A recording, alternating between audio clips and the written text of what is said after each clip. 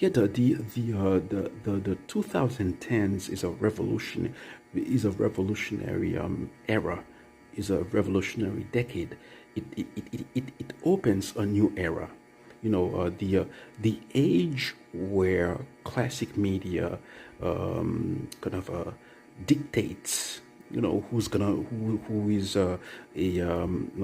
are the right or the proper candidates.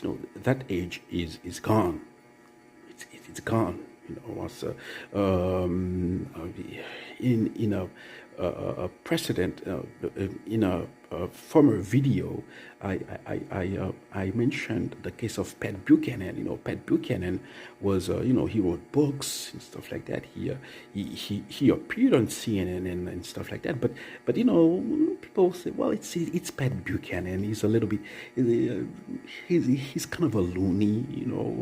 We're gonna let him talk, but he's not a viable candidate. That was the idea. He but you know too bad for Pat Buchanan, because he's 30 years later. 30 years later, he could have just say, well, screw the traditional media. I'm just gonna do my stuff on social media. Yeah, and you see even in Germany, in Europe, you see a bunch of fringe parties, just having just getting a lot of votes in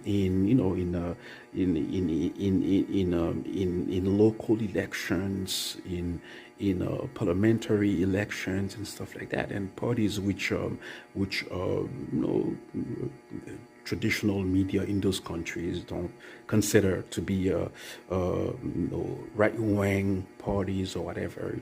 They just do their thing outside the traditional parties, well, the traditional media. Yeah, and so what we see is that people, I guess people are still interested in the traditional media, in the debates and stuff like that. But those media, they do not pick the candidates for people anymore. Before, you had the sense that it's the media picked the right candidates, the people the proper candidates. Who is the proper or who is not the proper candidate. That